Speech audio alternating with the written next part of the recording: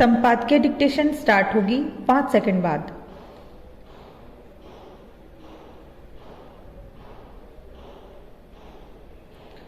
किसी विवाद को सुलझाने का सबसे उचित उपाय वही हो सकता है जो ज्ञानवापी मस्जिद और विश्वनाथ मंदिर मामले में इलाहाबाद हाईकोर्ट ने अपनाया।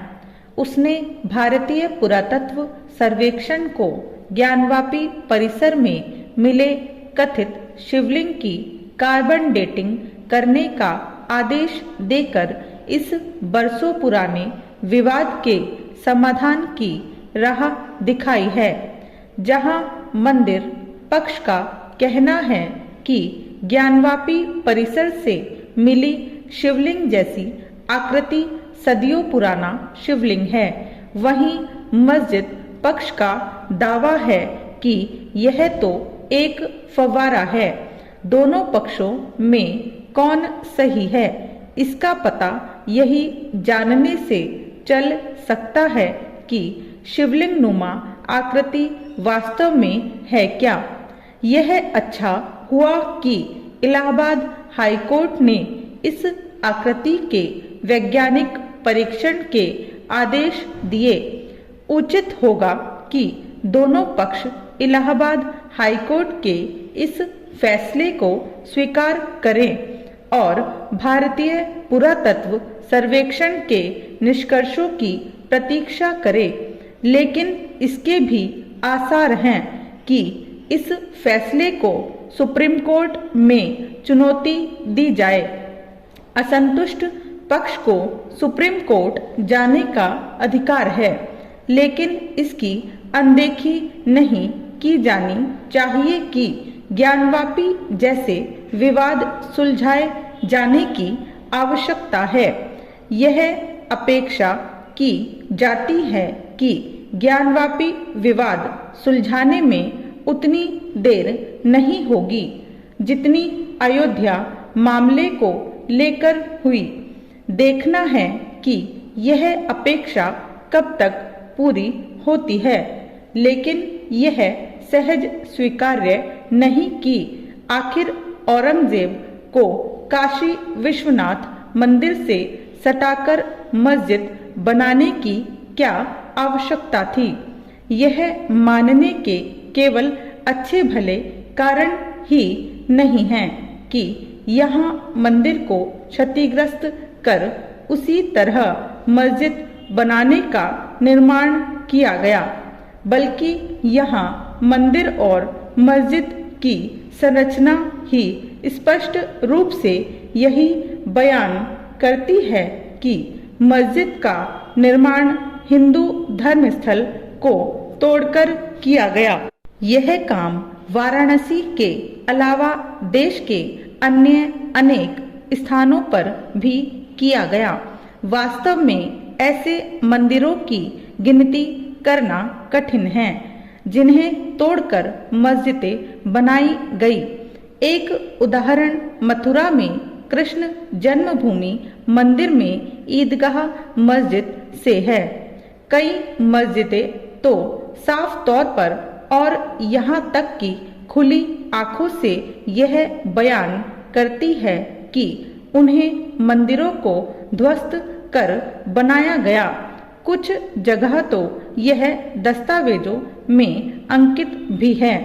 विडंबना यह है कि कुछ लोग सच को स्वीकार करने के स्थान पर या तो यथास्थिति बनाए रखने पर जोर देते हैं या फिर इस घिसे पिटे जुमले की दोहराते हैं कि गड़े मुर्दे उखाड़ने से क्या होगा।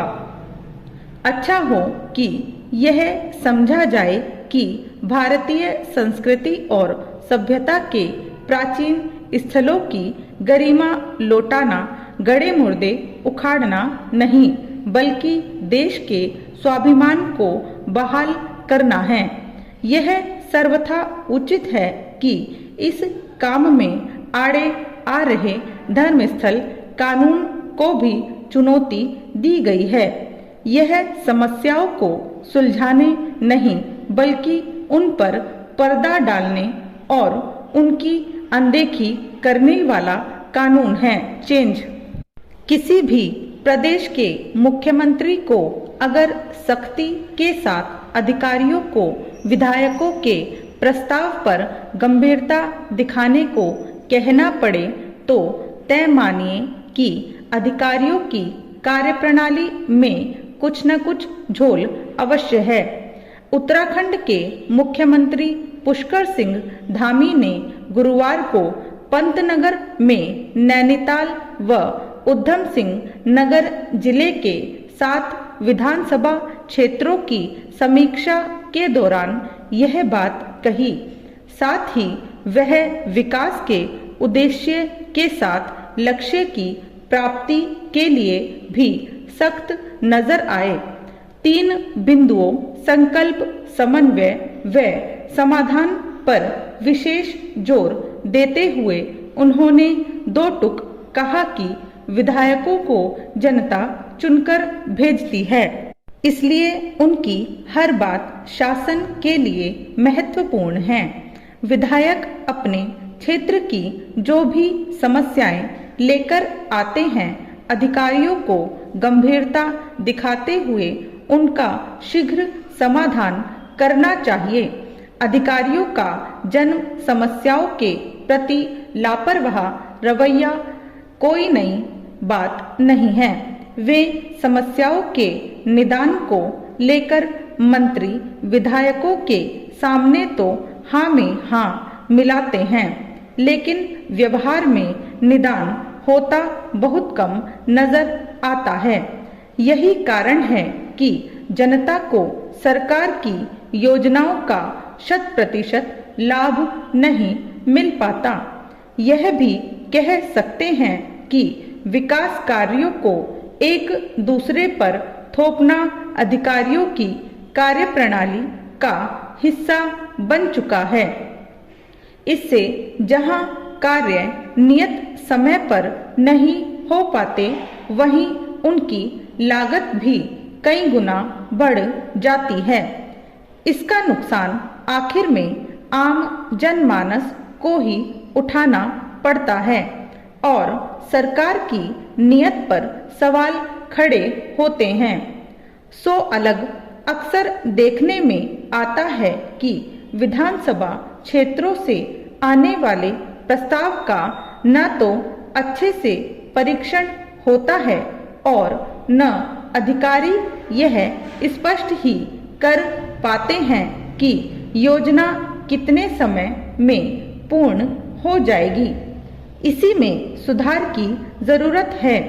इसके लिए सरकार को योजनाओं की नियमित मॉनिटरिंग की ठोस व्यवस्था करनी होगी, तभी संकल्प, समन्वय और समाधान की अवधारणा फलीभूत हो पाएगी। स्टॉप।